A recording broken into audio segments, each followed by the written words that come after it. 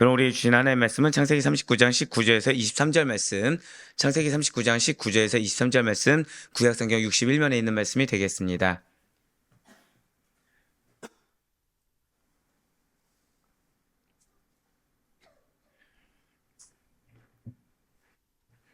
네, 우리 창세기 39장 19절에서 23절 말씀 한 절씩 교독하신 후에 마저 23절 말씀은 한 목소리 합독하도록 하겠습니다. 제가 먼저 창세기 39장 19절 말씀 읽도록 하겠습니다.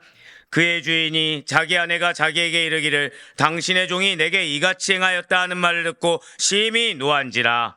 이에 요셉의 주인이 그를 잡아 옥에 가두니 그 옥은 왕의 죄수를 가두는 곳이었더라.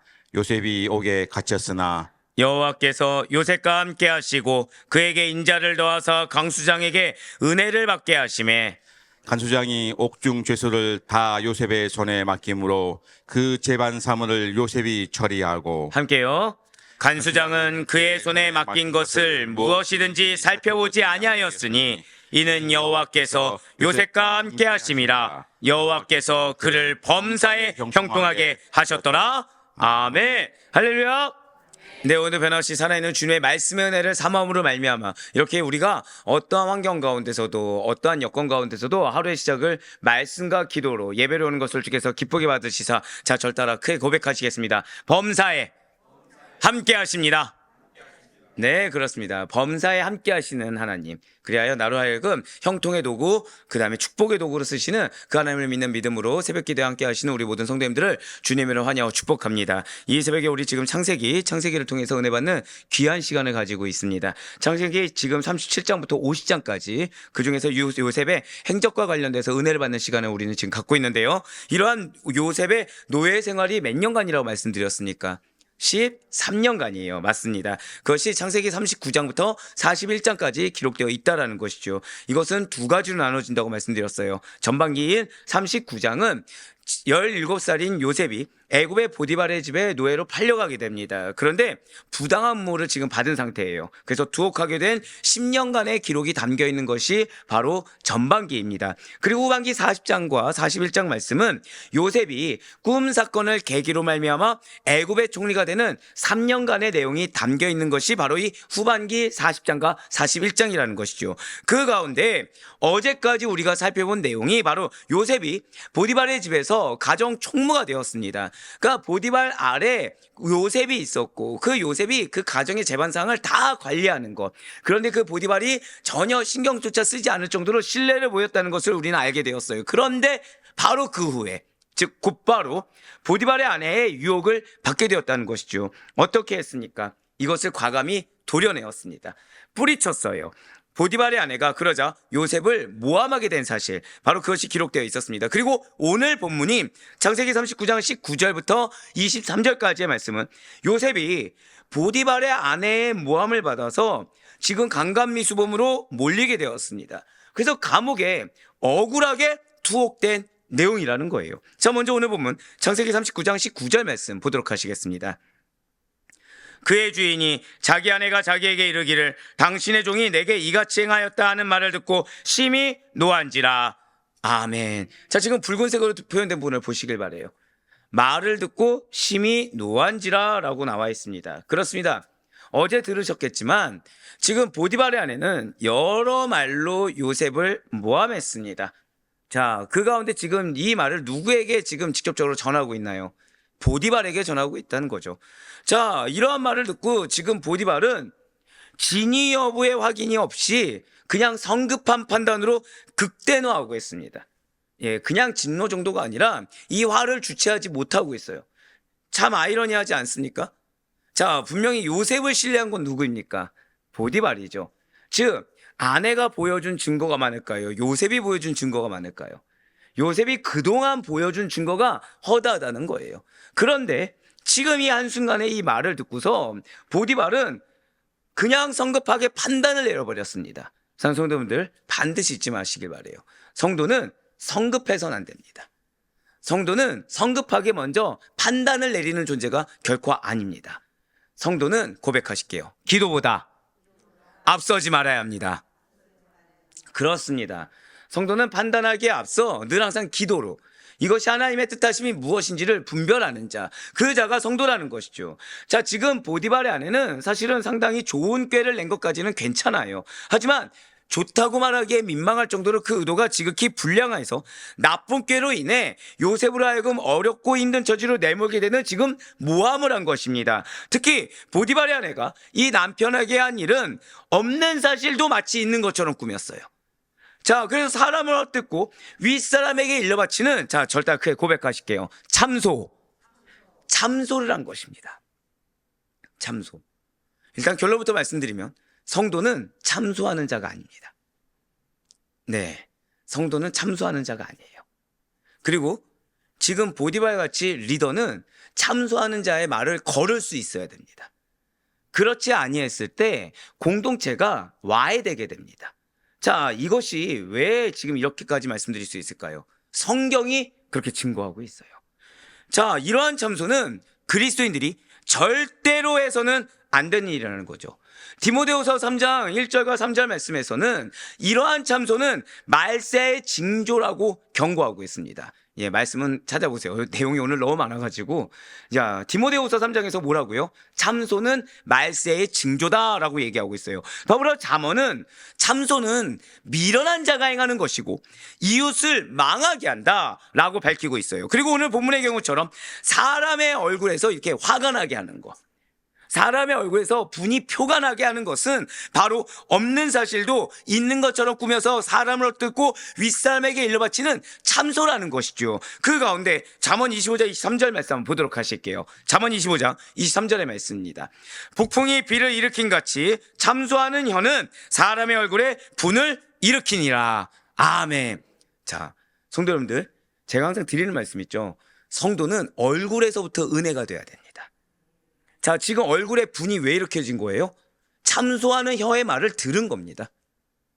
얼굴에 분이 왜 이렇게 난다고요? 참소하는 혀. 참소가 무엇이죠? 없는 것도 있는 것처럼 모함하고 왜곡하는 겁니다.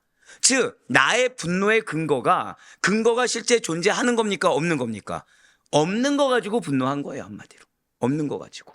없는 거 가지고 화를 냅니다. 없는 거 가지고 섭섭해합니다. 나는 그렇게 느끼고 체감했다고 하지만 실제 맞습니다. 보디발은 배신감이 들겠죠. 자, 보디발의 배신감이라는 감정은 실제입니까? 아닙니까? 실제겠죠. 그런데 보디발의 배신감을 불러일으키는 동기, 이 동기는 보디발이 느꼈던 것만큼의 동기가 100%입니까? 아니면 왜곡되었습니까? 왜곡되었다는 거예요. 성도가 분별해야 되는 이유.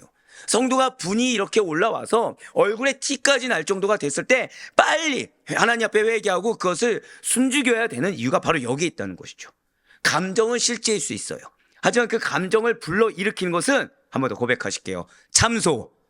참소하는 혀와 같다는 사실을 절대 잊지 마시길 바라요. 즉, 내가 잘못 판단하고 잘못 알게 된다는 것이죠. 네, 맞습니다. 사람들의 분을 일으키는 경우는 주로 말이 오가면서 상대방을 고려하지 않고 나의 말만 주장하기 때문입니다. 어떠한 대화의 내용이나 그 말을 듣는 대상에 대한 배려나 이해 없이 일방적인 내 말, 일방적인 내 의견, 일방적인 내 주장을 고집하다 보니까 결론이 정해져 있어요. 그래서 이 결론대로 안 나오게 되면 급한 화를 일으키게 되고, 그러다 보니까 급한 화를 일으키게 되니까 나중에는 싸움으로까지 번지게 된다는 것이죠. 말이 오가다가 분쟁이 이어질 때 누가 잘못을 했는지 시시비비를 가려야 하지 않겠습니까? 그런데 그게 불가능하다는 거예요. 왜요? 서로가 자신의 입장에서 이야기를 하는 겁니다. 그러니까 결론을 정해놓은 상태에서 이야기를 하다 보니까 사실은 심리를 한다. 누가 맞는지 틀린지 분별한다고 할 때 어느 한쪽의 말만을 듣는 것은 굉장히 위험하다는 거죠. 또한 누군가 나에게 잘 모르는 사건을 옮길 때 어떤 환경에 대해서 한 명의 판단 가지고 그것에 대해 분석한 것을 옮길 때 무조건 믿고 보는 것이 아니라 사실의 진위 여부에 대해서 신중하게 분별하며 판단할 수 있어야 된다는 거예요. 그렇지만 보디발은 그렇게 하지 않았다는 거죠. 분명 보디발은 자신의 아내의 말입니다. 그렇기 때문에 자신의 아내가 요셉과 있었던 일을 참소했을 때 마음이 심하게 흔들렸어요. 그때 이 보디발은 마음이 심하게 흔들렸을 때 이 진위 여부를 가릴 수가 있어야 된다는 거죠. 그냥 단순히 가족이고 내 아내가 한 말이기 때문에 그동안 내가 이렇게 몇 년 동안 경험해왔던 그 삶이 다 허사가 돼버리고 있는 거예요. 그래서 아내가 희롱당했다는 말을 듣자마자 분노가 치밀어 올랐습니다. 사실 진위 여부를 가리지 않아요. 얼굴에 분노의 표가 드러났습니다. 감정을 억제하지 못해서 얼굴에서부터 티가 나기 시작했어요. 흔히 사람들이 자기 주변에서 어떠한 일이 발생을 하면 자기 가족이나 자신과 가까운 사람의 말을 다른 누군가의 말보다 더 신뢰하는 경향들이 있습니다. 게다가 그 어떤 상대가 좀 뭔가 물질이 부족하다든가 배움이 부족하다든가 아니요 사회적으로 권세가 없거나 사회적 약자의 말이라고 한다면 들어보지도 않고 그냥 무시하는 경향 또한 있다라는 것이죠. 안타까운 것은 이러한 모습이 성도들 역시도 거의 예외가 아니라는 것입니다. 교회에서 누가 가장 인정받습니까? 말 없이 이름도 없이 빛도 없이 섬기는 자가 아닙니다. 아이러니하게도 사회적으로 물질적으로 명성 있는 자가 교회에 더 도움이 된다라고 착각을 하게 된다는 거예요. 하지만 그것은 성도가 취할 올바른 태도가 아닙니다. 진실로 하나님께서는 그가 가난하든 부하든 지도자건 다스림을 받는 자이건 혈육이든 아니든 모두 공평하게 대하여 판결하라고 이미 하나님께서 말씀하셨습니다. 따라서 우리는 사람의 어떠한 외적인 조건이나 친분관계가 아니라 객관적인 사실을 근거로 해서 공평한 판단을 내려야만 한다는 거예요. 우리가 누군가를 도와줄 때 역시 마찬가지입니다. 우리는 분명히 이웃사랑도 실천해야 되고 우리는 분명히 주변에 사회적인 영향을 끼쳐야 되는 주님의 몸된 교회입니다. 그럴 때 우리가 이웃사랑을 실천할 때 무조건 무언가 가난하다, 무언가 힘이 든다 해서 도와주는 것이 아니라는 거예요. 절대 고백하실게요. 끝까지 하나님의 뜻 안에서. 그렇습니다. 끝까지 하나님의 뜻 안에서. 거기서 해야 되는 것이지 어떠한 상황 하나만 놓고 이 상황이 지금 시급하다고 해서 도와주거나 이 지금 상황에 물질이 필요하다고 해서 바로 즉시로 헌신하다든가 이런 식으로 인간적인 마음으로 도와서는 안 된다는 것이죠. 공평한 판단이 필요하다는 것입니다. 또 그렇게 하는 것이 교회의 질서, 사회의 질서를 세워서 모든 사람들이 질서를 지키고 서로를 신뢰할 수 있게 함으로 말미암아 공평한 잣대가 있다 보니까 결과적으로는 자신을 포함한 모든 사람들에게도 유익을 끼치는 길이 된다라는 것이죠. 진실로 우리에게는 어떠한 편견이나 이기주의가 횡행하는 사회 속에서 진리와 공평의 판단자가 되어 하나님의 공의를 실현하며 세상의 빛으로 드러낼 사명이 있다는 사실을 잊지 마시길 바랍니다. 우리는 늘 항상 기도를 무장하고 있어야 돼요. 그래서 우리의 작은 판단 하나까지도 누구나 인정할 수 있는, 누구나 공평하다고 얘기할 수 있는 것이 돼야 되는 것입니다. 그래서 우리의 말 한마디가 얼마나 큰 영향력이 있는지를 잊지 마시길 바라요. 더불어서 여러분들의 행동 하나에도 크나큰 영향력이 좌지우지되기 때문에 바른 판단과 바른 언행이 반드시 필요하다는 사실을 잊지 마시길 바랍니다. 내가 선의해서 무언가를, 자 지금 보디발을 보시길 바라요. 자 보디발은 지금 화를 냈습니다. 엄밀히 따져볼까요? 자신이 무슨 피해를 입었습니까? 피해를 입지 않았어요. 누구를 위해 지금 화를 내고 있습니까? 아내를 위해 화를 내고 있죠. 근데 이 아내를 위한다, 이 말까지만 들으면은 어떻게 좋습니까 안 좋습니까? 남편이 아내를 위한다, 너무나도 좋은 말이죠. 그런데 문제는 남편이 아내를 위해서 화를 낸다까지도 알 수 있지만 이미 이 관계의 등가의 성립 자체가 맞지가 않다라는 거예요. 즉 지금 보디발은 한 아내의 남편이기도 하지만 한 집안의 가장이기도 합니다.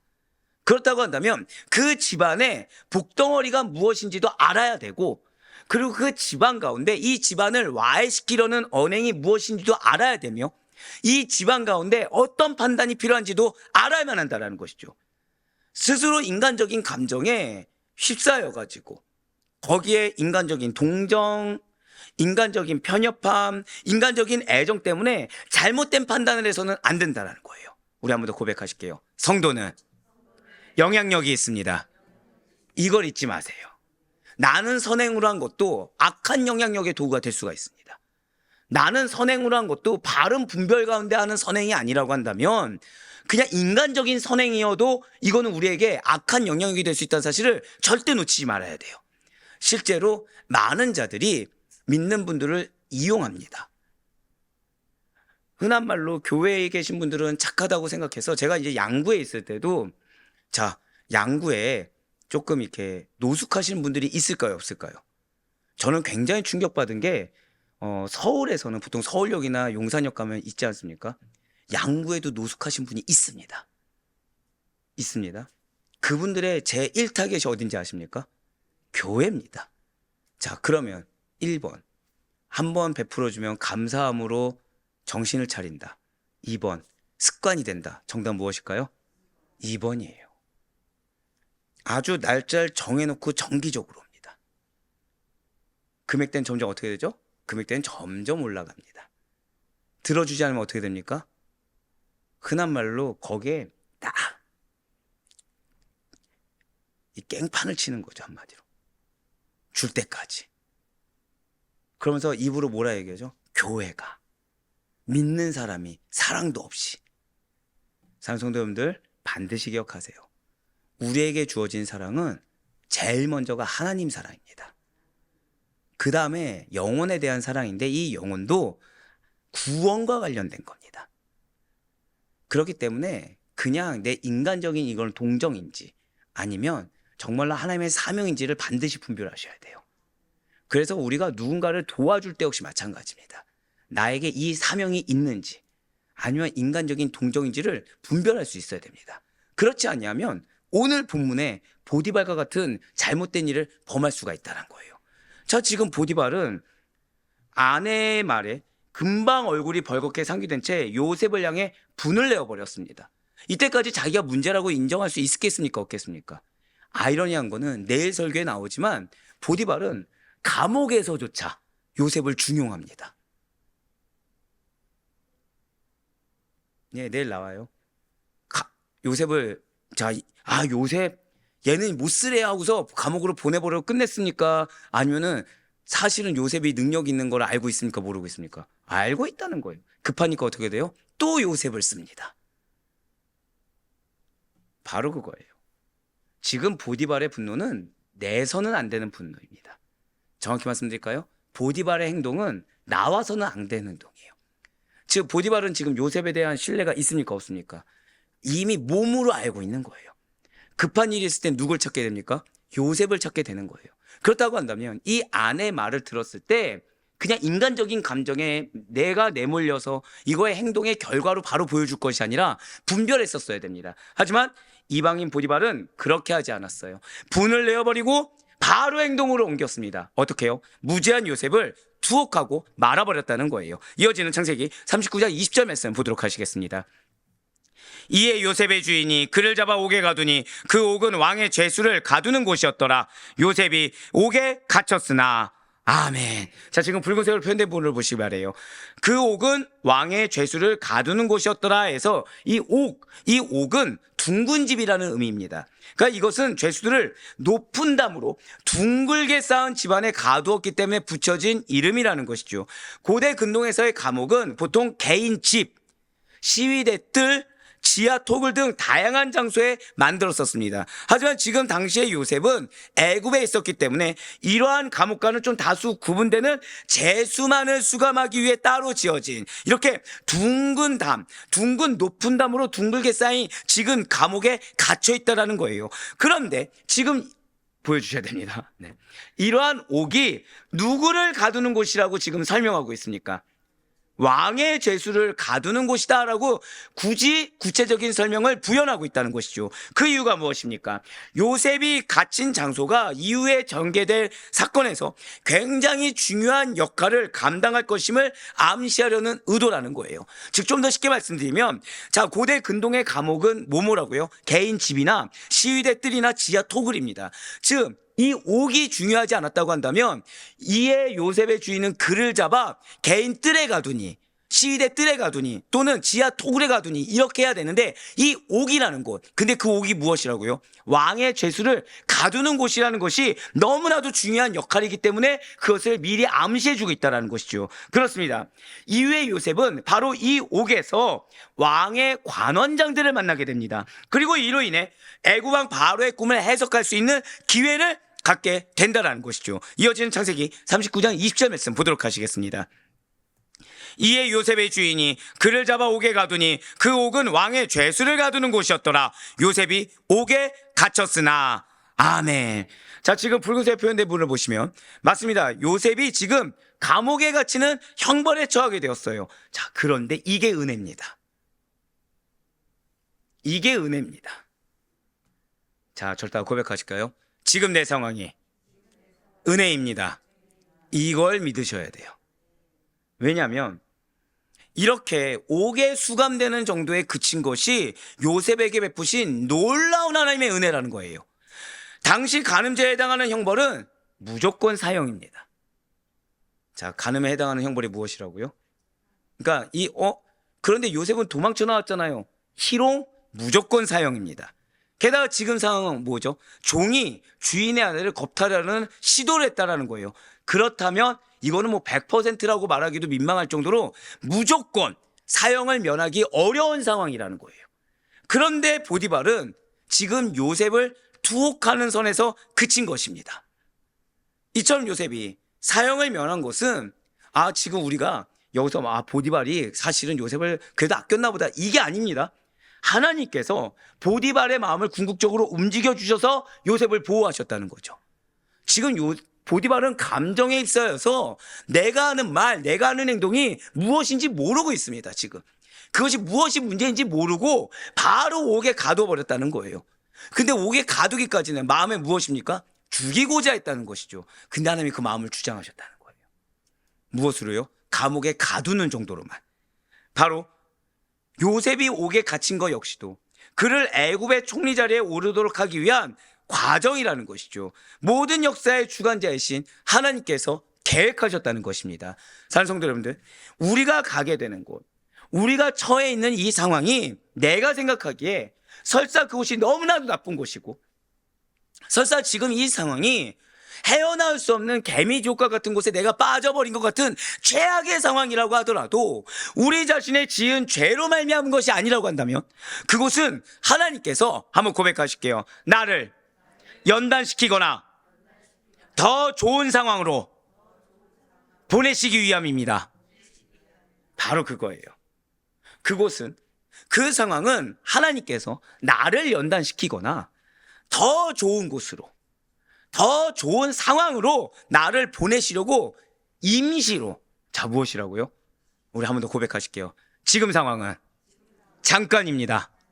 바로 그거예요.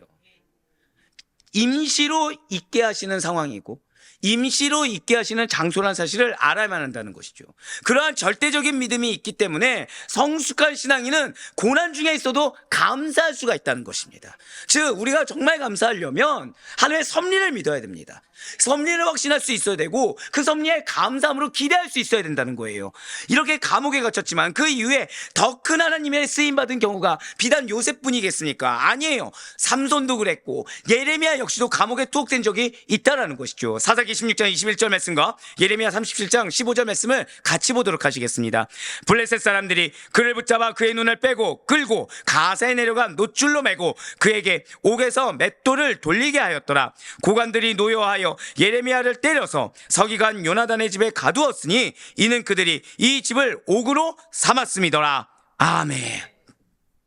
분명 마찬가지죠. 지금 감옥에, 그러니까 중재인들을 가두는 곳에 지금 투옥되는 아픔을 겪어야 했습니다. 하지만 삼손과 예레미야 모두 다 하나님께서는 그들이 투옥되기 이전보다 훨씬 더 크게 사용하셨다는 거예요. 삼손의 경우는 어떻습니까? 괴력을 잃어버렸어요. 감옥에서 두 눈이 뽑히고 사람들의 조롱거리처럼 마치 노새와 말처럼 맷돌을 돌린 수치를 당한 것이 맞습니다. 하지만 성경이 뭐라고 기록하고 있습니까? 그가 죽을 때 죽인 자가 살아있을 때보다 많았다. 결국 마지막에 쓰임을 받았습니까? 안 쓰임 받았습니까? 쓰임 받았다라고 기록하고 있다는 것이죠. 예레미야 역시 마찬가지라는 거예요. 예레미야는 바벨론이 승리할 것이다 라는 예언을 하였고 이렇게 그가 진리만을 전한다는 이유로 투옥되었습니다. 그런데 예레미야는 자신이 지금 감옥에 갇혔든 갇히지 않았든지 간에 계속해서 하나님의 말씀을 전하여서 백성들을 깨우치는 선지자의 사명을 끝까지 잘 감당하여 성경에 기록될 수가 있었다는 것이죠. 따라서 성도는 현재 당하는, 자, 저도 한번 더 고백하실게요. 나의 상황은 애매한 고난입니다. 예, 바로 그거예요. 애매한 고난을 두려워해서는 안 됩니다. 정말로 우리가 이게 나 정말 죽겠다 싶잖아요. 뭐라도 합니다. 뭐라도 합니다. 그런데 지금 내가 어느 정도 이거에 대해서 투정을 부릴 수 있다. 감당할 만하니까 불평이라도 나오는 겁니다. 사람이 배고플 때 불평이 나올까요? 뭐라도 먹고 싶을까요? 불평 나올 기운도 없습니다. 벌써 목소리를 아셨겠지만 지금 약을 먹었으면 좋겠어요. 지금 약을 못 먹습니다. 아픈 데는 거 아니에요. 계속 참고 있었어요. 왜냐면 지금 금식 중이니까요. 그러니까 제가 지금 바라는 게 뭐가 있을까요? 왜 내가 사역을 하는데 이렇게 아파서, 왜 하필 금식 때 아파서, 왜 이런저런 일들은 많아서 이런 불평이 나올까요? 딱 한 가지만 바랄 거예요. 좀 나았으면 좋겠다. 다른 게 없죠. 근데 이게 좀 더 심해지니까 뭐만 바랍니까? 약이라도 먹었으면 좋겠다. 여러분들 그거 아셔야 돼요. 불평도 사치입니다. 불만도 사치입니다. 솔직히 말씀드릴까요? 불평과 불만도 나올만 하니까, 아직 여유가 있으니까 나오는 겁니다. 맞아요. 우리는 지금 사실은 애매한 고난 가운데 있어요. 애매한 고난을 왜 주셨을까요? 한 번 더 고백하실게요. 나의 믿음을 보십니다. 지금 나의 믿음을 보시는 거예요. 하나님이 그 상황을 감당하라고 하면 그 상황을 믿음으로 감당하는 게 은혜인 거고, 누구 때문에, 무엇 때문에, 이것도 여유가 있는 겁니다. 지금 이것도 더불어서 하나님이 알아서 역사해 주겠지 하고서 딱 가만히 있는 거, 굉장히 큰 여유인 거죠. 굉장히 큰 여유. 진짜로 다급해지면 뭐라도 합니다. 뭐라도 하게 돼요. 왜 우리가 어떤 터널이 무너졌다, 어떤 사고가 났다, 그 현장에 있던 사람들이 가만히 있으니까 뭐라도 합니까? 뭐라도 하잖아요. 뭐라도 합니다. 바로 그거예요.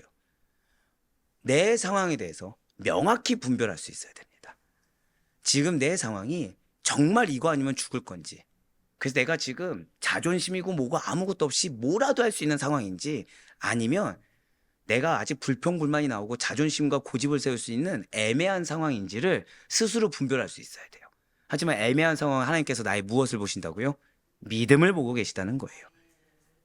오직 공의 하나님만을 신뢰하셔야 됩니다. 나의 감정과 나의 판단을 신뢰하면 안 되고, 참소하는 혀를 신뢰해서도 안 됩니다. 공의 하나님만을 깊이 신뢰하며 담대하게 우리는 이 세상을 살아가도록 부름받은 성도라는 정체성을 절대 잊지 마시길 바라요. 그래서 이사야 선지자는 이렇게 선포하고 있는 것입니다. 이사야 10장 20절과 21절의 말씀입니다.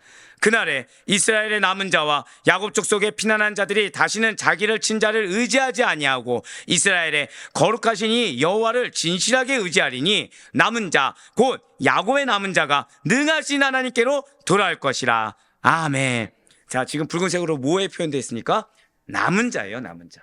성경에서 이 남은 자 사상은 하나님의 심판이나 시련 후에도 여전히 믿음을 지키고 하나님의 언약에 충성된 사람들을 지칭하는 개념이 바로 이 남은 자 사상입니다. 이 사상은 주로 구약 성경에 나타나며 이스라엘 역사에서는 특정한 사건들을 통해서 드러나게 된다는 것이죠. 예를 들어 하나님께서는 이스라엘이 심판을 받아 포로로 끌려가거나 멸망당한다고 하더라도 남은 자를 통해서 반드시 구원과 회복을 이루실 것을 약속하셨습니다. 이 남은 자들은 어떤 존재들입니까? 하나님과의 관계를 깊게 유지하며 그의 명령을 따르는 경건한 자들이라는 거예요. 절대 고백하실게요. 내가 남은 자입니다. 바로 그거예요. 성도는 남은 자입니다. 근데 그 남은 자가 어떤 자라고요? 하나님과의 교제를 깊이 하는 자들이지 사람과 물질과 교제를 깊이 하는 자들이 아닙니다.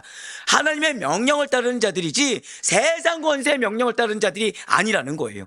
나의 거룩함 뒤에 숨는 것이 아니라 하나님 앞에 경건한 자가 남은 자라는 것이죠. 이런 남은 자 사상은 신약에서도 이어져 끝까지 믿음을 지키고 하나님 나라에 들어갈 신실한 자들을 의미하기도 합니다. 진실로 남은 자는 하나님의 계획과 그분의 목적을 이루기 위한 핵심 요소로서 남은 자, 그들의 존재는 하나님의 신실하심과 구속 계획이 계속해서 이루어질 것이라는 희망을 상징한다는 거예요. 할렐루야.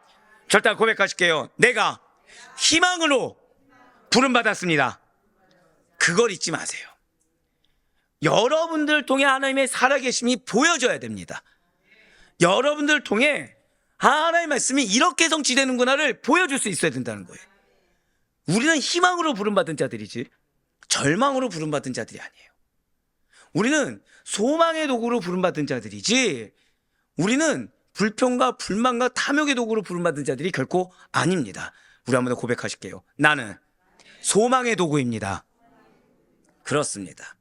지금 하나님께서 여러분들에게 어떤 도구라고 맨 처음 말씀하셨습니까? 형통의 도구라고 하셨어요. 축복의 도구라고 하셨습니다. 화목의 도구까지 나왔어요. 오늘 어떤 도구라고요? 소망의 도구입니다.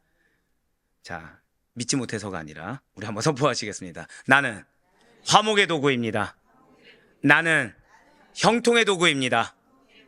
나는 축복의 도구입니다. 나는 소망의 도구입니다. 예, 맞아요. 이렇게 남은 자, 소망의 도구로서 남은 자가 여러분과 저의 정체성이라는 사실을 절대 놓치지 마시기 바랍니다. 저와 여러분이 남은 자가 돼요. 하나님의 희망이자 소망으로서 이 시대, 나에게 맡겨진 바로 이 시대를 의연하고 굳건하게 믿음을 지키며 살아가 하나님 앞에 증명이 되길 간절히 소망합니다. 그래야 하나님의 계획과 목적을 이룬 자로서 온전히 쓰임받을 수 있는 우리 모두가 되길 간절히 소망합니다. 이제 창세기 39장 21절부터 23절까지의 말씀 보도록 하실게요. 여호와께서 요셉과 함께 하시고 그에게 인자를 더하사 간수장에게 은혜를 받게 하심에 간수장이 옥중제수를 다 요셉의 손에 맡김으로 그 재반 사물을 요셉이 처리하고 간수장은 그의 손에 맡긴 것을 무엇인지 살펴보지 아니하였으니 이는 여호와께서 요셉과 함께 하심이라. 여호와께서 그를 범사에 형통하게 하셨더라. 아멘. 자, 분명히 노예로 팔려온 것이나 그리고 감옥에 이렇게 갇힌 일은 누가 보아도 비참한 일입니다. 누가 보아도 자존심 상한 일이고 누가 보아도 억울할 만한 일이죠. 그러나 그러한 상황 속에서도 하나님께서 함께 하시면 한 번 더 고백하실게요. 오히려 형통이 됩니다. 이거를 기억하셔야 돼요. 여러분들의 애매한 고난이 뭐가 된다고요? 오히려 형통이 된다는 거예요. 누구하고 함께 하면요? 하나님과 함께 하면. 그래서 사단이 여러분들에게 하나님은 당연히 함께하는 것이고라는 착각을 주게 하는 겁니다. 그래서 자꾸 여러분들한테 무언가 다른 손이 필요할 것처럼 착각하게 만든다는 거예요. 아니요. 하나님의 함께하심이 전부입니다. 그것이 바로 우리에게 있는 하나의 역설적인 진실이에요. 하나님께서 함께하시면 애매한 고난조차도 형통이 된다. 이렇게 여호와께서 요셉과 함께하시자 어떤 일이 일어났습니까? 말씀드렸죠. 요셉에 있는 곳에 요셉만 형통했습니까? 주변 사람까지 형통했습니까? 간수장도 마찬가지였어요. 간수장도 은혜를 받았습니다. 그리고 그 결과 요셉은 감옥의 행정과 죄수를 관리하는 모든 권한을 위임받게 되었다는 거예요. 자, 뭔가 지금 기시감이 느껴지지 않으십니까? 지금 처음 들으신 것 같은가요? 아니면 또 들으신 것 같은가요? 예, 똑같은 설교를 한 건 아니에요. 지금 대상이 바뀌었죠? 예. 자, 누구하고 똑같습니까? 어디 집하고 똑같죠? 보디발. 바로 그거예요. 감옥에서 나타나는 요셉의 형통함은 보디발의 집에서 형통하게 된 과정과 동일한 절차를 밟고 있습니다. 자, 성경에서 반복은 무엇이라고요? 중요하기 때문이에요. 하나님은 여러분들이 형통하길 원하십니다. 성도가 형통하길 원하시기 때문에 그 과정이 무엇인지 사실은 우리에게 명백하게 보여주고 있다는 거예요. 먼저 무엇이었습니까? 하나님께서 요셉과 함께 하셨습니다. 첫 번째가 무엇이에요? 하나님과 함께 하는 거예요. 그리고 둘째로는 하나님께서 함께하는 요셉을 형통하게 하셨습니다. 즉 요셉은 상황이 중요했습니까? 안 중요했습니까? 중요하지 않았죠. 어느 상황이든 그냥 하나님과 함께 하심이 전부였어요. 하나님 안에서 평강을 누렸고 하나님을 믿는 믿음으로 그 마음 가운데는 늘 항상 감사가 넘쳤습니다. 그렇게 되었을 때 요셉을 형통하게 하셨어요. 마지막 세 번째가 무엇입니까? 이것을 주인들이 알게 됩니다. 즉 여러분들의 형통을 반드시 주변이 알게 됩니다. 그래서 자신이 책임지고 있는 모든 권한을 다 요셉에게 위임하고 아무것도 간섭하지 않는 순서까지도 밟게 되었다는 거예요.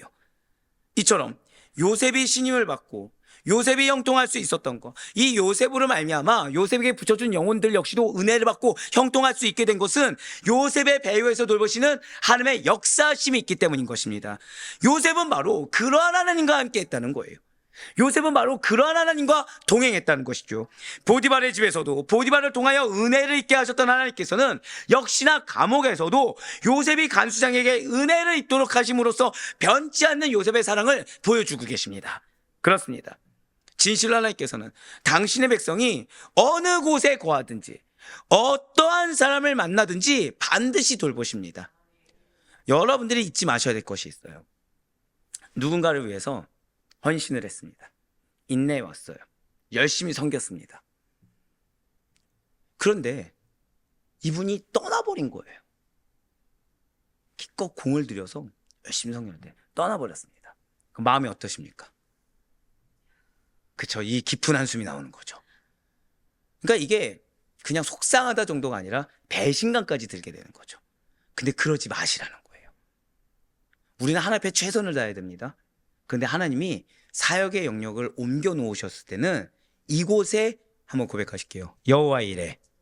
여호와 이레가 있다는 거예요. 과거를 다시 보는 것만큼 어리석은 게 없습니다.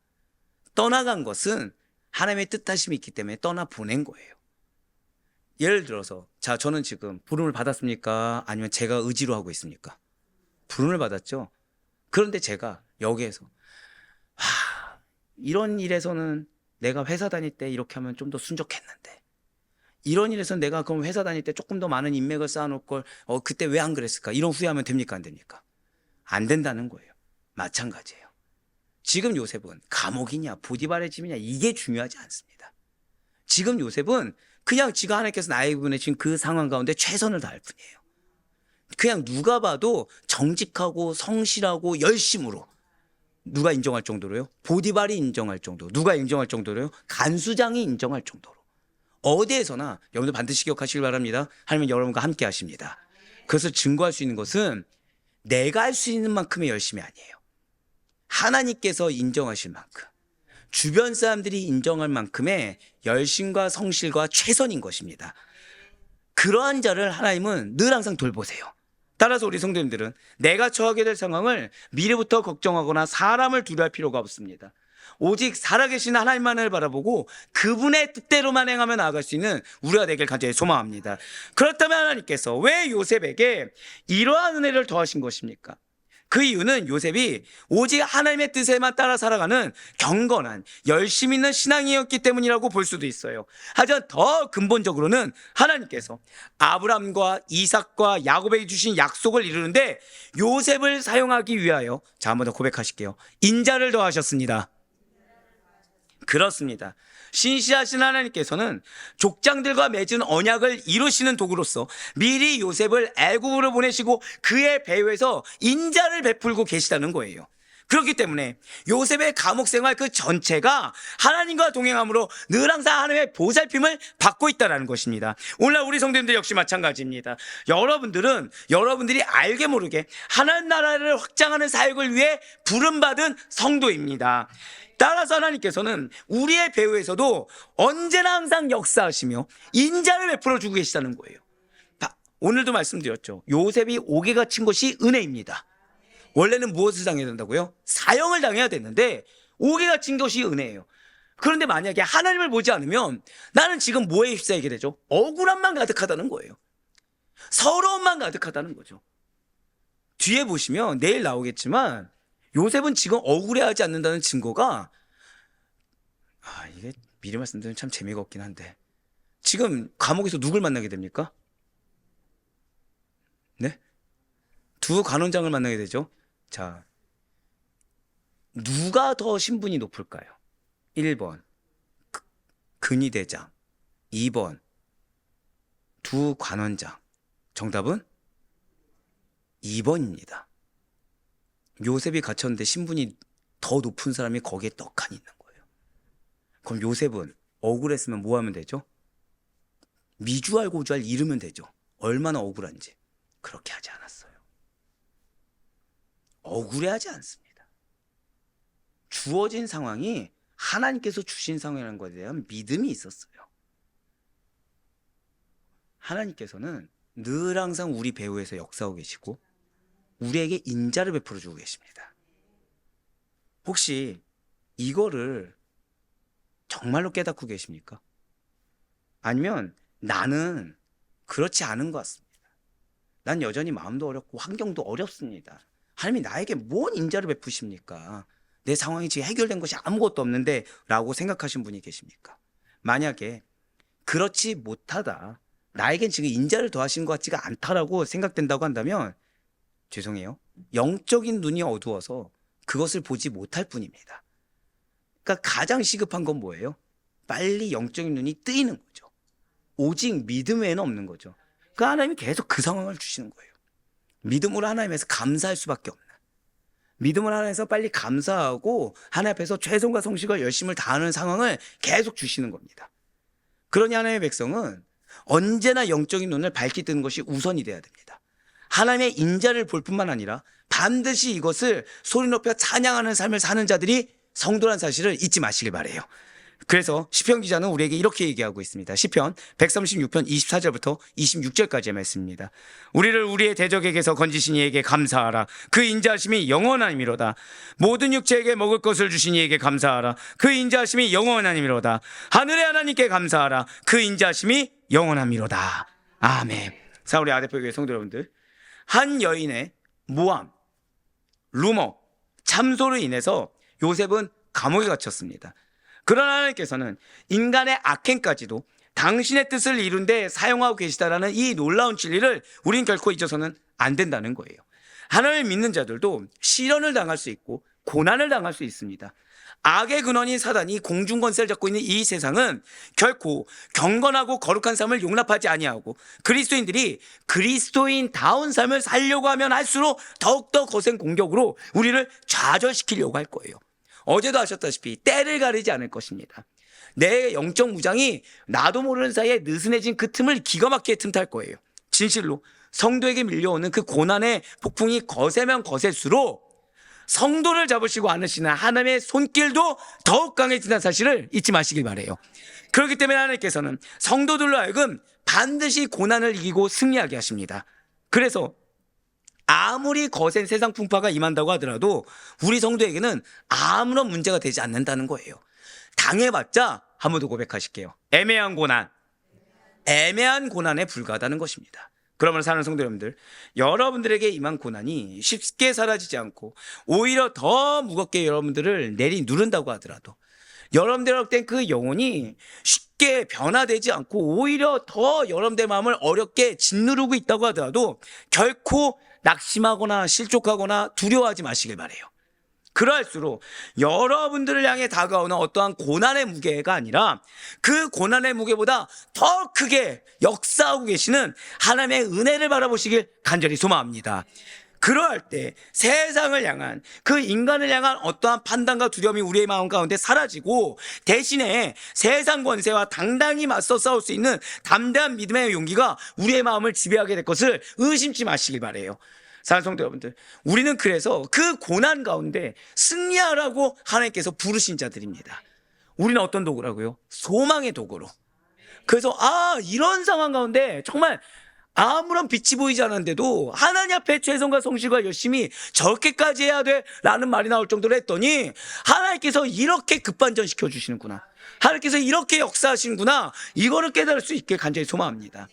그러니 바랄 건 없기는 고난이 깊으면 깊을수록 하나님의 은혜도 더욱더 깊어진다는 것을 그냥 막연한 언젠가 오겠지라는 이 믿음을 가장한 나의 나태함으로 표현하지 마시고 진리로 믿으셔서 그러한 강한 믿음의 소유자가 얻게 될 그 축복과 기업을 여러분들의 확신 가운데 기대하며 나아가시는, 더불어서 나를 부르신 그 목적에 합당하게 사람의 말에 현혹되는 자들이 아니라 참소하는 혀에 나도 모르는 사이에 내 얼굴이 드러나는 것이 아니라 끝까지 소망의 도구로, 끝까지 어떠한 애매한 고난에서도 나에게 인자를 더하시는 하나님을 만날 수 있는 소망의 도구로 쓰임받을 수 있는 우리 모두가 되길 간절히 소망합니다.